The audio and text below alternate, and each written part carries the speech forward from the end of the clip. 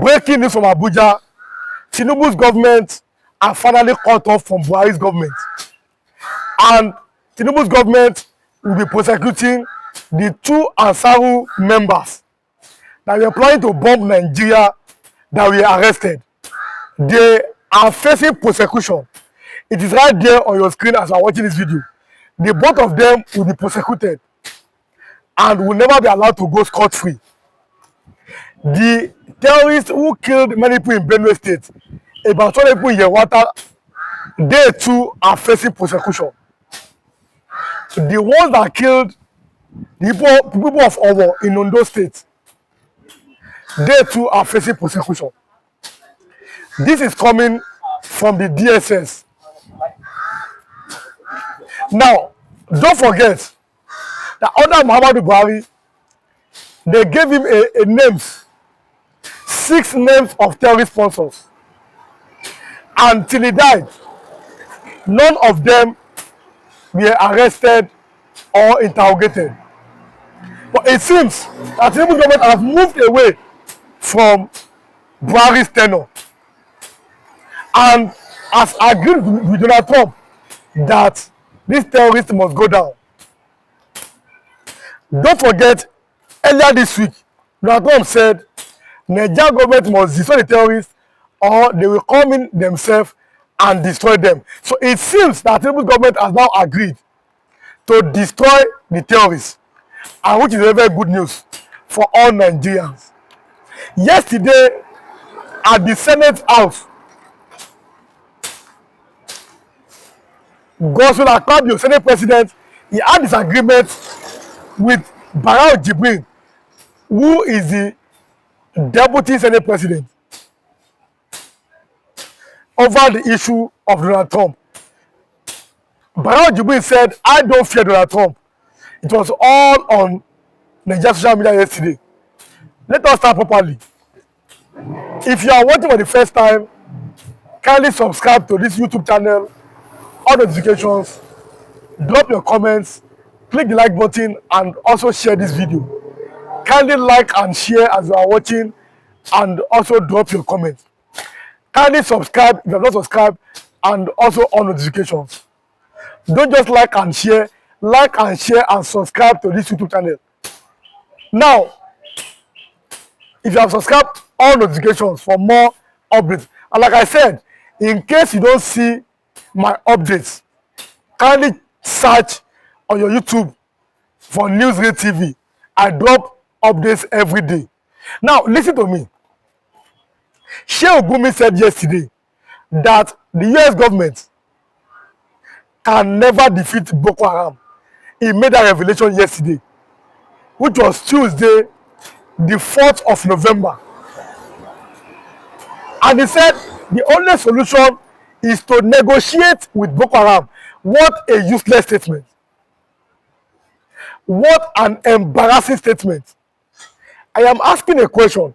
Who is sending Sheikh Gumi and who is backing him up?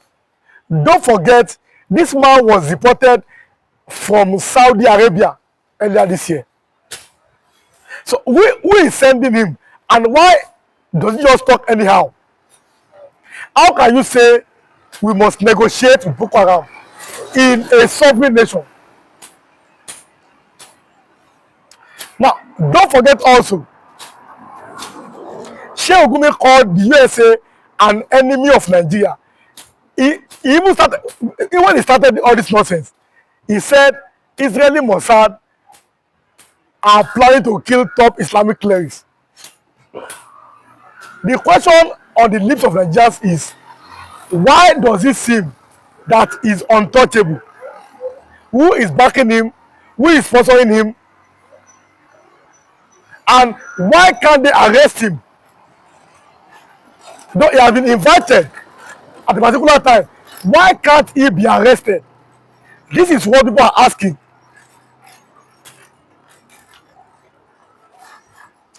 Yesterday, our former Secretary of State, Abdul Salam Abubakar, who handed over to Obasanjo in 1999, he said Nigeria must join hands together, that We should not allow this US to divide us. The Fulani, the Yoruba, the Igbos, all of you are brothers. Join us together. I saw different comments. Many of my, as of yesterday, many of my viewers disagreed with it. I saw many comments. People are saying, no, we are not brothers. I saw many comments yesterday. But the issue is very simple and straightforward. These terrorists must face the long arm of the law. These terrorists must, all of them, their sponsors, they must be prosecuted. I've always repeated it. The issue of calling people band, some of these people are not even bandits. They are terrorists. Let us start by calling them their names, which they deserve to bear. So saying that Yoruba, Igbo and Fulani are brothers, it's not like that. The truth must always prevail. The Yoruba, the Fulani and Igbos are different people. They are different entities. We are in one Nigeria, but we don't have the same ideology. So just saying that we are brothers, it's not like that. We don't have the same common identity.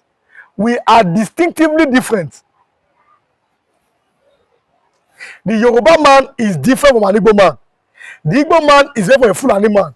Fulani man is different from a Yoruba man. We are not the same. Yes, we are under one nation now. No, one country now. But we are, the truth must be said, we are not the same.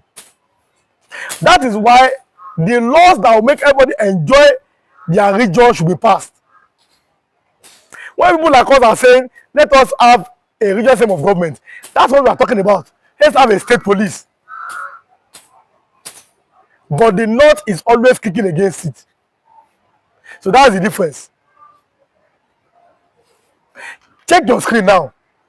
A man from the North said the federal government must also grant Boko Haram amnesty like Niger Delta militants. Because, listen to me, there is no difference between the bandits and Boko Haram.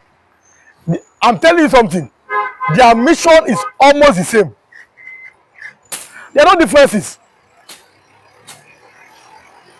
So the government must now go and get ready and get serious to start designating the bandits.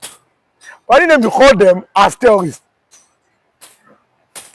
I said get serious in designating the bandits as terrorists. It's very, very important, very crucial. See, let me tell you something. The bottom line is Nigeria is yet to achieve a proper nationhood. That is the baseline. We are yet to achieve a proper nationhood. If you are a nation, nobody will say that we are born to rule. Nobody is born to rule. Leadership of a country should go around every region. How many times have Igbo man led Nigeria? These are a major ethnic group. You say the Yoruba, the Igbo, and the Hausa say Wazobia. How many times have the Igbo man led this country? Now, there are other minority groups, many of them. Is it the Bini, the Isha, the Idoma, the Robo, the Shekiri, the Nupe, many other minority groups in Nigeria, which we must respect them. Is it the Ijo, the Egedes, the Gala, the Ebira, many of them, the Jukun tribes? We must respect them and accord them their place as Nigerians. This is what we're talking about. So Nigeria is not just made up of the Yoruba, the Igbo, and the Fulani alone. There are other ethnic nationalities in Nigeria, which you must respect. But even among the major tribes, how many times have an Igbo man led this country? But then, somebody from the North will say, we are born to rule. You are born to rule with people. Why would you be born to rule?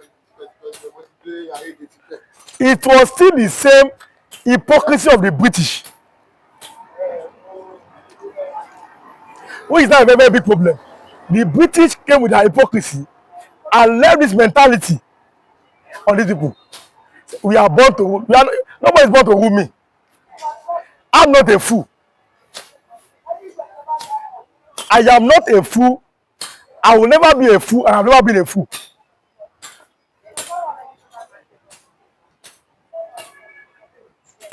In 2001, when Obasanjo was the president, suddenly they woke up and they introduced a Sharia law in some other states in Nigeria.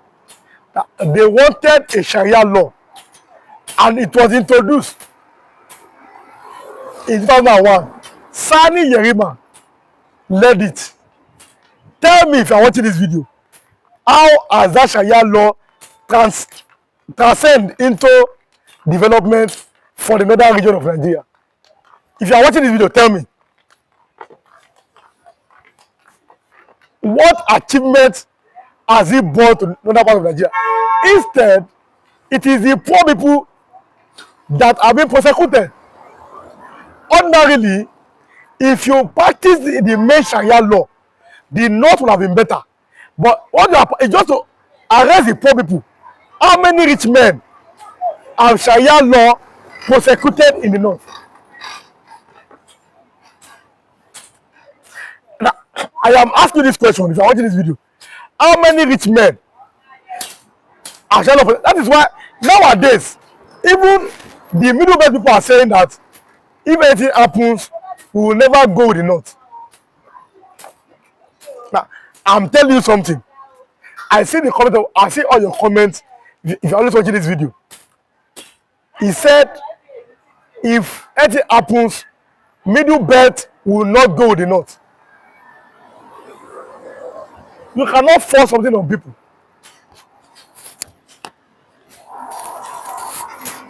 Sharia law is meant for only the Muslims. Look at UAE. Look at Saudi Arabia. Look at these top Islamic countries. Compare them with northern Nigeria.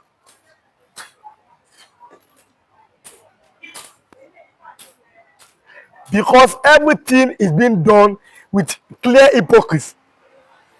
Clear hypocrisy.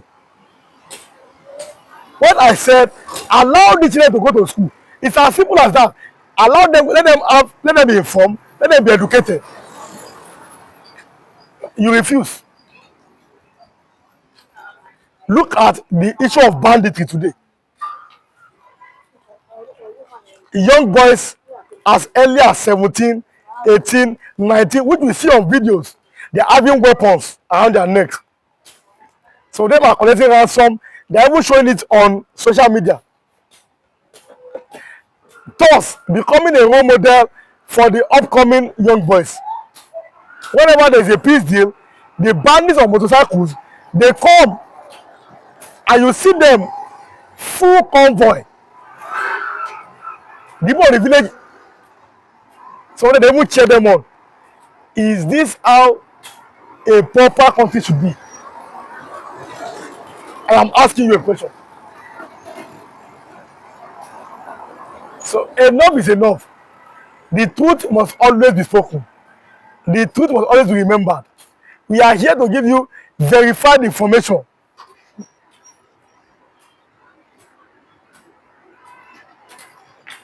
I asked a question, a very pertinent question. Why is the North afraid of division? Afraid of regionalism of government? Afraid of restructuring?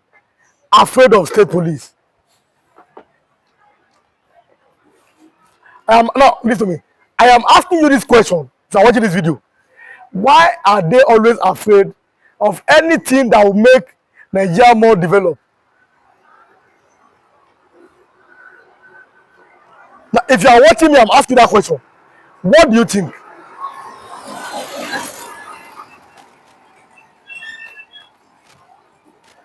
Sharia Kosu sang in the early 80s.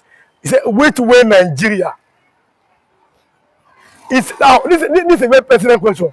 Which way Nigeria?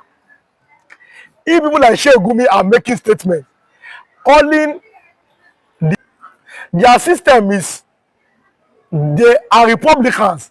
The Igbo does not have a king. You understand what I mean? Who they bow to. So they have different councils of elders.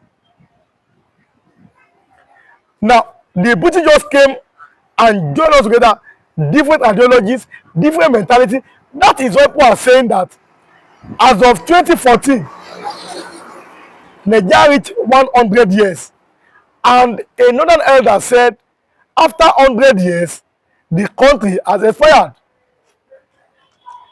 Another elder made that statement, that after 100 years, the country had expired. But listen to me, as I'm watching this video, what do you think about that statement from that elder? He said, after 100 years, Nigeria had expired. Don't forget, Olusegun said, Tinubu must find a way to change that constitution, 1999 constitution, like a military constitution. Although Sharia law in that constitution, Nigeria is a secular state.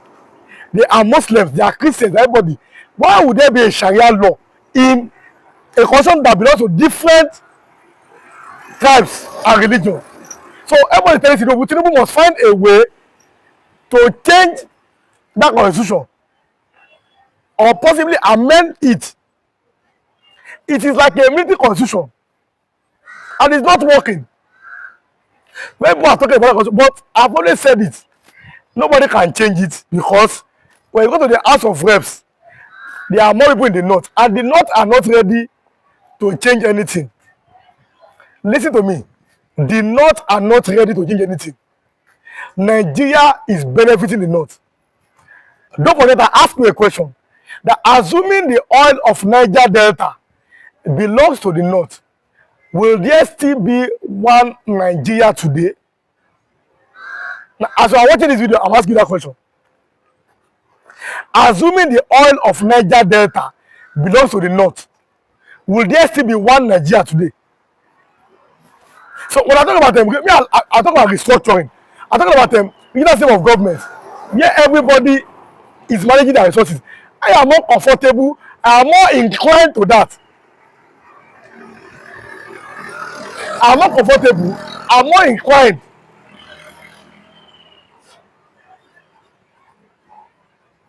Do you understand?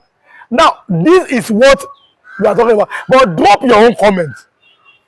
I'd like to see your comments as you're watching this video. Drop your comments.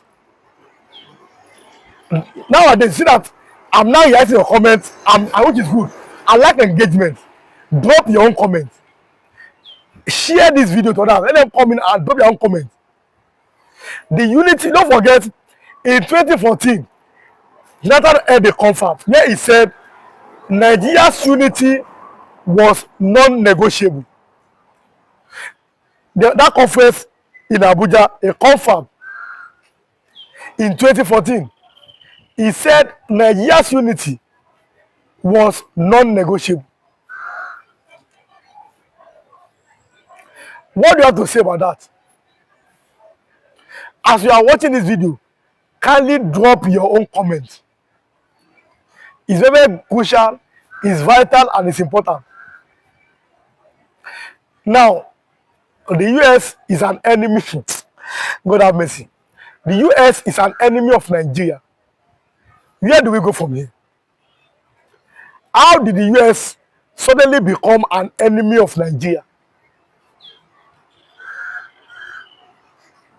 I am asking if you are watching this video.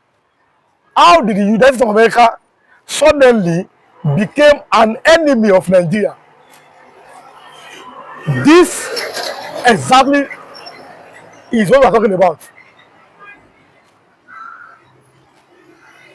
People like Sheikh Ahmad Gumi cannot and must not be allowed to be making reckless statements.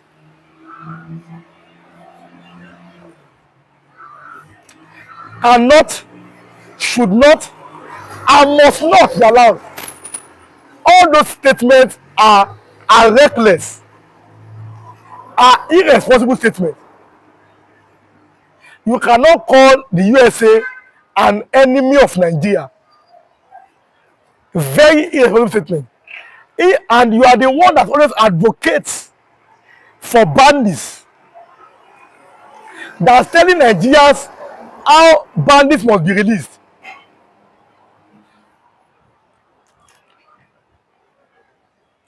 This is what we're talking about. We cannot continue like this. We must stop deceiving ourselves. The ideology, the mentality is not the same. The thinking faculty, the way that we see things, are not the same. And these things must always be repeated every now and then, so the ears of people, the thinking faculty, the way we reason things, the way we see things, are not the same. Are not the same. So kindly drop your comment as you are watching this video. Kindly do. I love you, my viewers, and you see, I reply to you sometimes. You're asking questions. So people will ask me, oh, this story, where did you see it? And I will show you. This is the place, go and read it yourself and everything. So kindly drop your comment. It's very, very important on this platform. Like and share this video. Why is the North always afraid and does not want to hear anything called division in Nigeria? And the issue of Sheikh Gumi saying the USA is an enemy of Nigeria, what do you think that President Bola Tinubu should do? Because to me, that comment is very, very unpalatable.